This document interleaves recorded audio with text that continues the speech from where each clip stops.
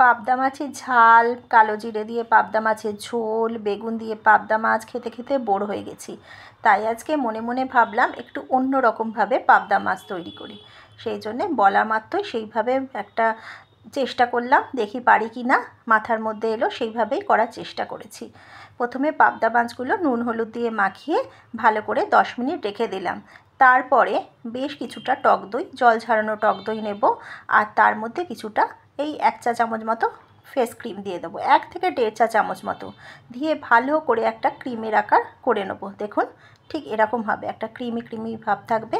তারপরে গোটা কয়েকটা মশলা নিলাম, এখানে ধনে, জিরে, লঙ্কা, তারপরে হচ্ছে তোমার সর্ষে, গোটা এলাচ, দারচিনি, লবঙ্গ, হ্যাঁ মৌরি সব দিয়ে গোলমরিচও রয়েছে ভেজে গুঁড়ো করে নিলাম।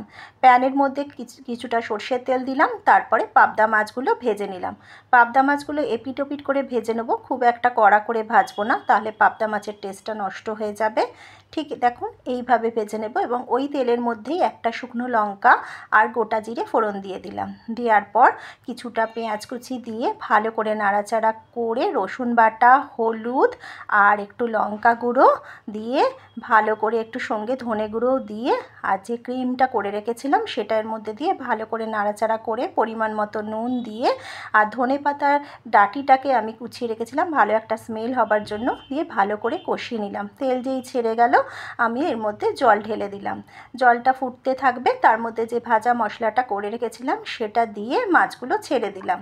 দেখুন মাছগুলো এবার একটু এপিট ওপিট করে ব্যাস মোটামুটি আমার রেডি হয়ে গেল। ওপর দিয়ে আমি একটু ধনেপাতা কুচি ছড়িয়ে দেবো।